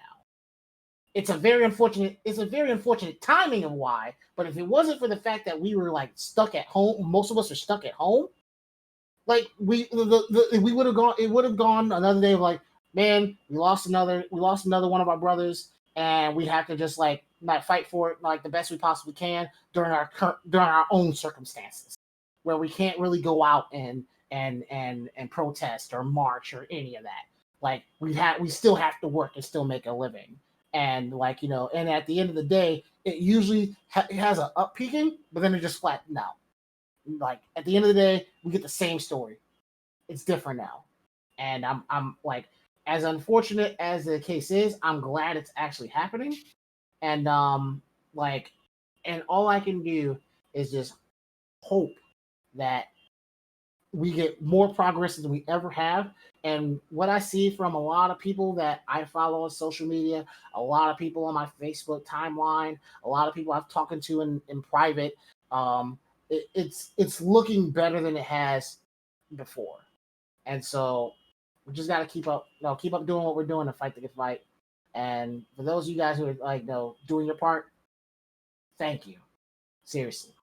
From bottom of my heart, thank you.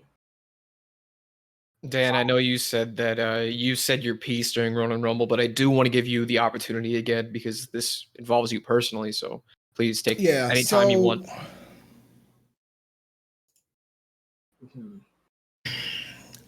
If anybody knows me for long enough, I'll eventually tell them that I grew up on the south side of Chicago, because it's true. That's where I grew up.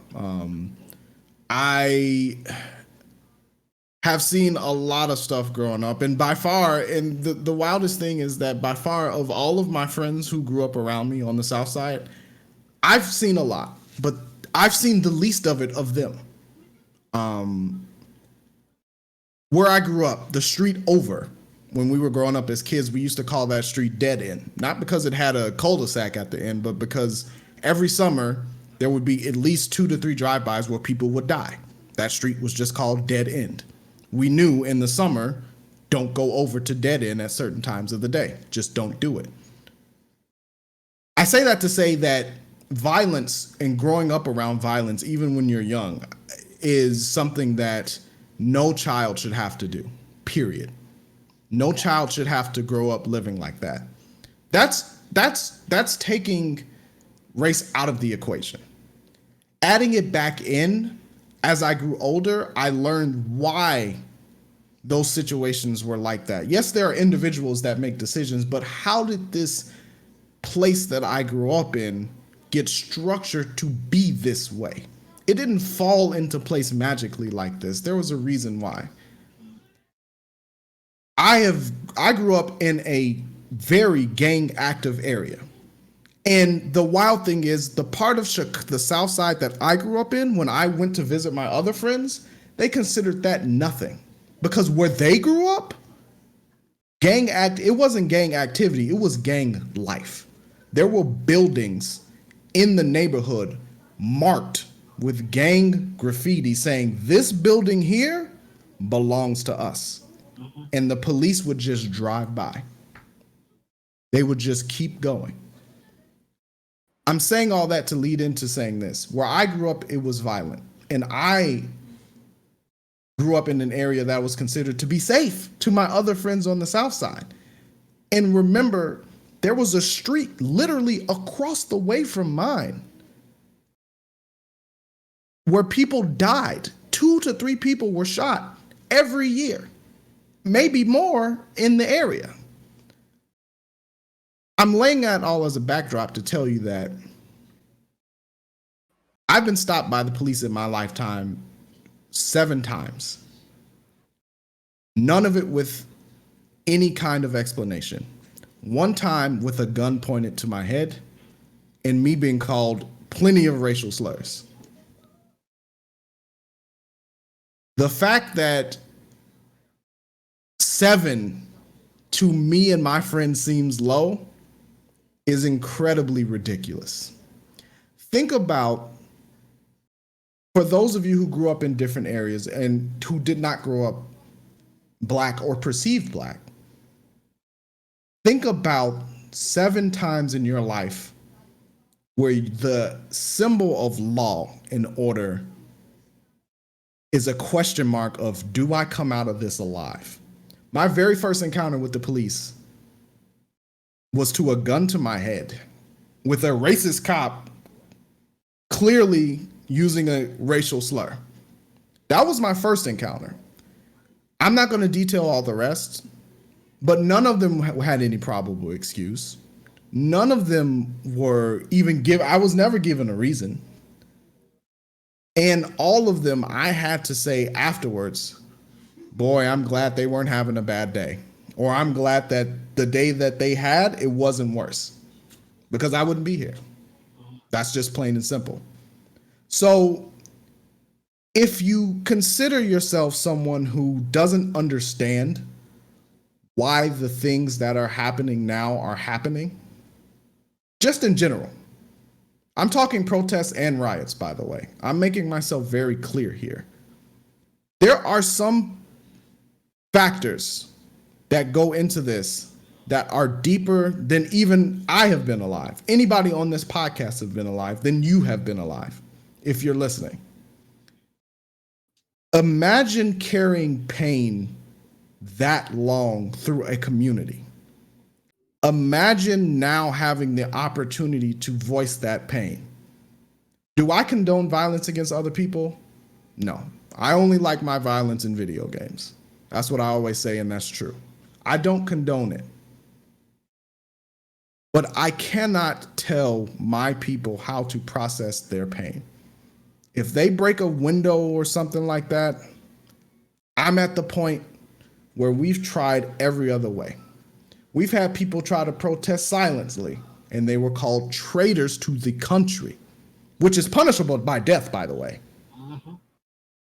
I've seen people try to do it through legislation. I've seen people try to do it through joining the organizations that were being oppressive. And I'm not saying that these didn't work in some way, but the fact that it's still going on means that it's not over yet. So understand that at this point, being silent on this issue is no longer a question mark, because it's something that cannot be ignored. You are either on the side of Black Lives Matter or you are not. That's plain and simple. And as Ham said, if you are not, you need to take a deep look into yourself and ask yourself one question. If somebody you cared about, anybody, it could be yourself, it could be someone else, if someone you cared about had a knee on their neck for 9 minutes and died in front of you and you could do nothing about it, how would you feel? That's the only question you need to ask. After that, if you make your decision, then just know we've made ours. I would like to thank the FGC, because I've always called FGC my family. They've always been welcoming to me since I really jumped into it. And I'm relatively new, to be honest. Same. I've always played fighting games, but I'm newer. But they've always been family, and the FGC has shown that no matter what race they are, they believe that Black Lives Matter. And it's just as simple as that. Black Lives Matter doesn't mean anything else than Black Lives Matter. Period. We're not saying that only Black Lives Matter. We're not saying Black Lives Matter more. We're saying that for 400 plus years, Black people have been assaulted in all kinds of ways in this country. I won't even go into them on this podcast because some of them are too graphic to even describe. I even get sick to my stomach thinking about that. But that's been going on for 400 years, since before the country was a country. So yes, we do need to focus on Black lives right now, because those are the ones that are in serious danger right now. If you're listening to this, everyone that's spoken up about this has had their own issues with this. And think about this. None of us grew up together. And we are the lucky ones. We're the ones very privileged. We're the ones who are lucky. So please take a moment, look into yourself. If you still have a question mark about this of like, well, do I support Black Lives Matter or do I not? Look into yourself. Think about the question that I said you should ask yourself and make a decision. Because after this moment in time in history,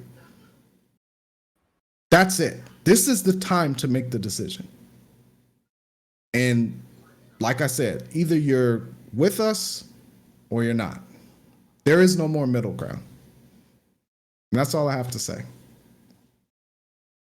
With that being said, as you all know, Seth is our streamer. I'm sorry. He's also a person of color, and I would like to invite him.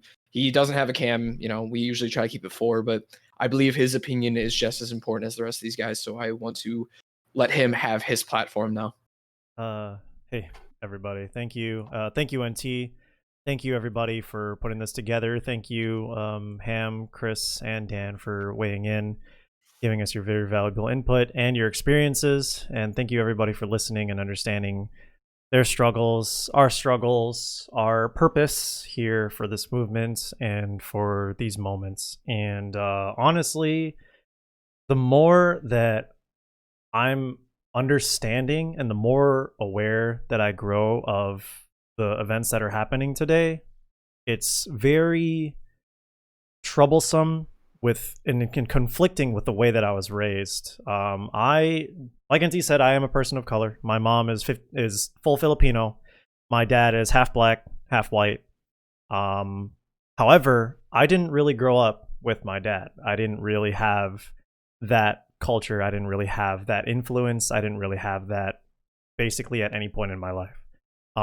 In a way, I grew up sheltered. I grew up away from that. I grew up not in the best neighborhoods, but nowhere near exposed to the amount of violence that most other people and most other communities and most of my peers have been exposed to. In a way, I grew up sheltered.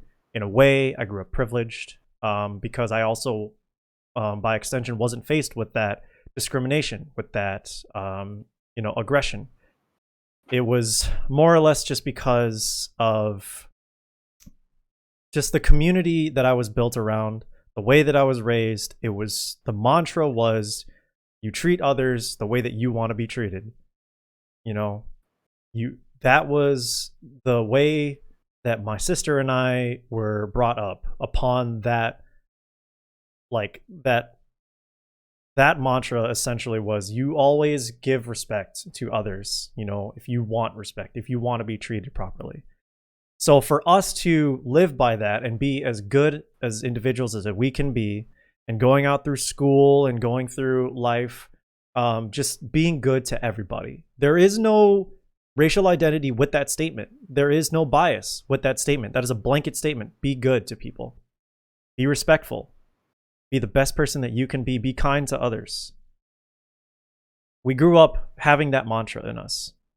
We grew up, of course, knowing that there is violence in the world, that there is bad. Obviously, we had a social studies class that teaches us the building blocks of America, and whether understanding that this country was built on the backs of slavery for hundreds of years, and at no point in learning that is there ever a moment where you say, yeah, and that's okay. There's never a moment where you can understand the history of what Black people have gone through, the oppression that they have gone through throughout history, and say, it's okay now. It was okay then. It's always been wrong. And to extend off of that, you as a child don't really understand that still carries over into today. Learning throughout history, you kind of are just like, okay, these bad things have happened, but things are okay now. I say all of that to kind of build this premise where, so that way you kind of have this understanding of me where all I want to do is just treat people well.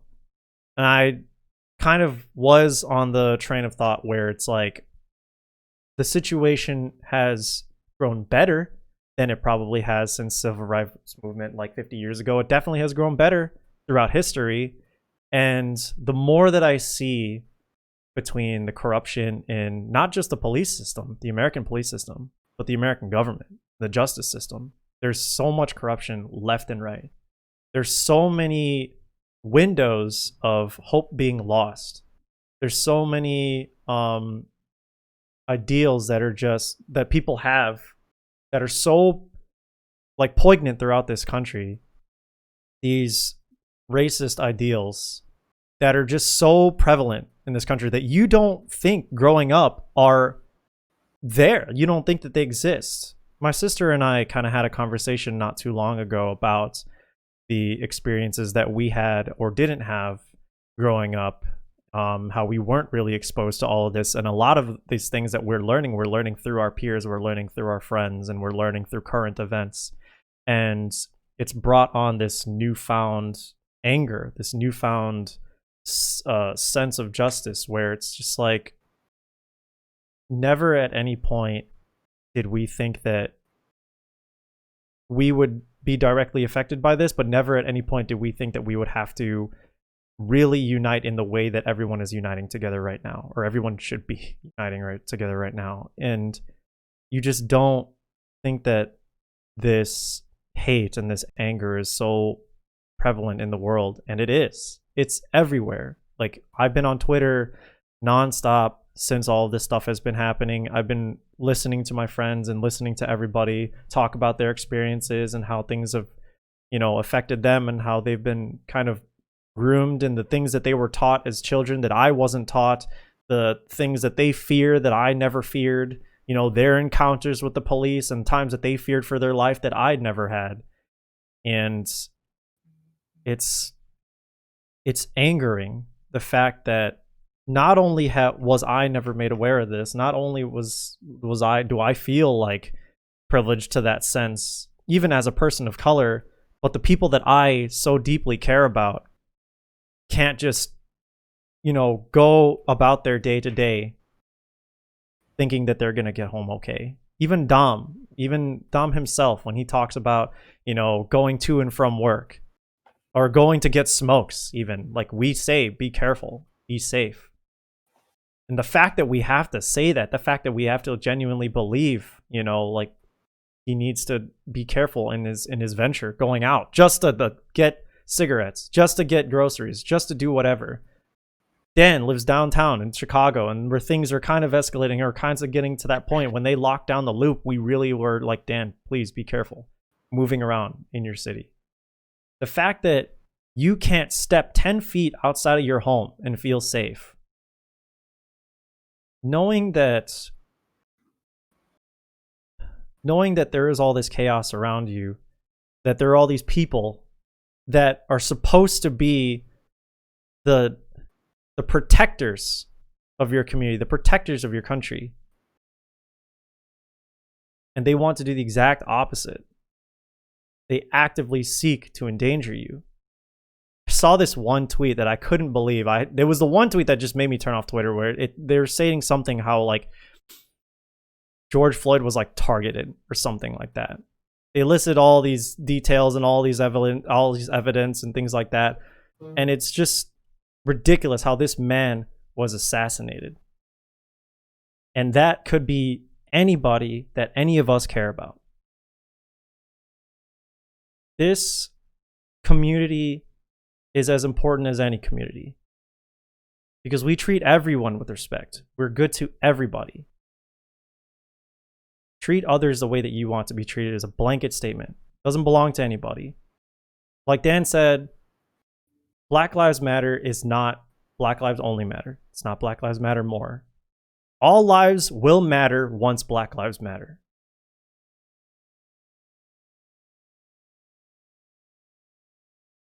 I don't really know how else to feel and what other stance that I can take or what other angle I can have aside from the fact that I'm just so deeply disappointed that I was groomed and raised in a country upon those ideals, and then I become an adult and I'm conscious enough to recognize the things around me, and it feels like everything that I was raised upon was not true. I feel like the values that I try to have and carry over and that me and my sister have lived by are not universal ideals. They're not ideals that are the mantra of this country.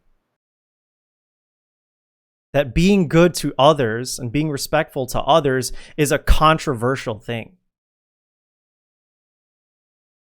Like, how do you teach your children to just be good with promise that that's how the world works? The fact that there are communities and there are parents that teach their children how to survive against the people that are supposed to be their protectors, are supposed to be the ones forcing the law. This country needs change. But it's not just the system and the police system and the justice system. It's the people's views. It's the people's opinions. And that's what this movement is about. It's not just about bringing awareness to the corruption. It's about bringing awareness to the corruption within people. It's not just the system, it's the people too. Whether they're in charge, whether they're bystanders. If you look at the Black Lives Matter movement as controversial, if you look at the Black Lives Matter movement as a stain, as a problem, as just a fad, as just a current event. And you need to look beyond that and look in yourself.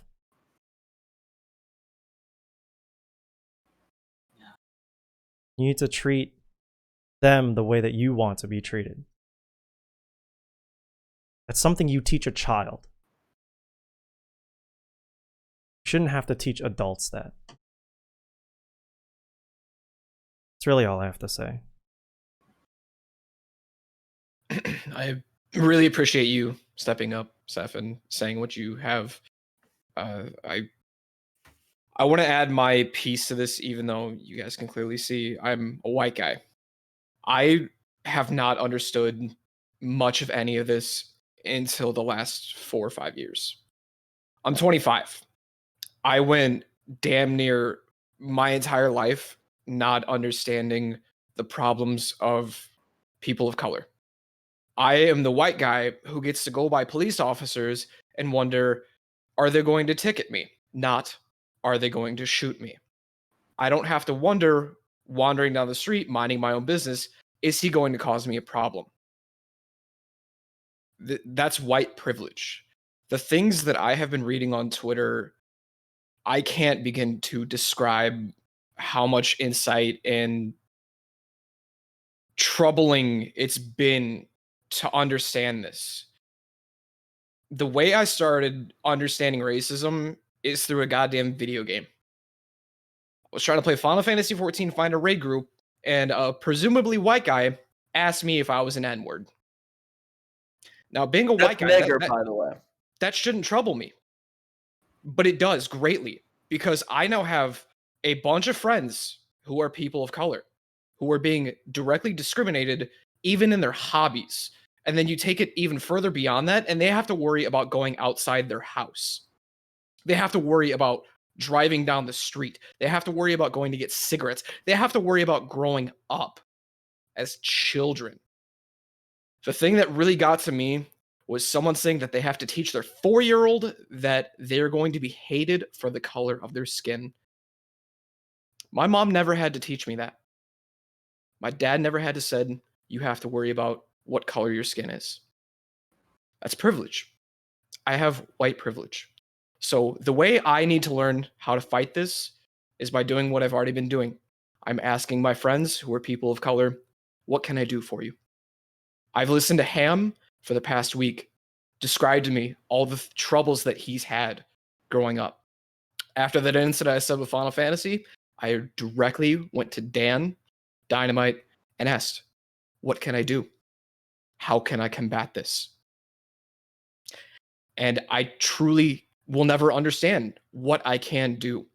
But what I will say here and now is that I stand behind every single one of my friends here. I will continue to ask these questions. I will continue to watch these Twitter videos of police brutality to get insight as to their troubles, because I've never had to experience it. For me to say that I'm numb from watching a week's worth of videos is privilege. Ham has experienced that in his entire life. Dynamite has experienced that his entire life. Chris Chaos has experienced that his entire life. As a white person, it is my duty to stand with them and use white privilege to guard them, to help them get to the status that they deserve, that they haven't been able to have for the past 400 years. If you're a person who is white like myself, or someone who is not oppressed, not a black person, it is your duty to understand their pain and help them. If you are actively fighting against them, you really need to step back and ask, why are you fighting them? What are you trying to prevent them from having? Because there is no reason. Black people are humans. By denying them their rights, you are saying they are not human. You are not fighting for humanitarian rights. Black Lives Matter is for humanitarian rights. Educate yourself. Understand the problems. Ask your fellow friends, family members, whoever that is being oppressed, what you can do and what you can do to help. Even if it's just retweeting things, spreading knowledge, donating, You don't have to protest. If you can protest, that's great. Just do anything that you can in your power to help. That's all I can say on that. Yeah. Very Well, powerful, everybody. Fuck I my think- seat. I think we're gonna wrap it up there. Yeah. We won't go into that, but if that's how he feels, that's how he feels, and I stand behind it. But I want to thank everybody for listening. I know this was a longer podcast, but this was an important podcast. To me, this is probably the most important podcast we've done. It was something that all of us wanted to share and say because it cannot be said enough. Period. That's just the way that it is. You've heard different perspectives. You've heard different thoughts and ideas. But the one thing you've heard, and the one thing that we're going to sign off with, is Black Lives Matter.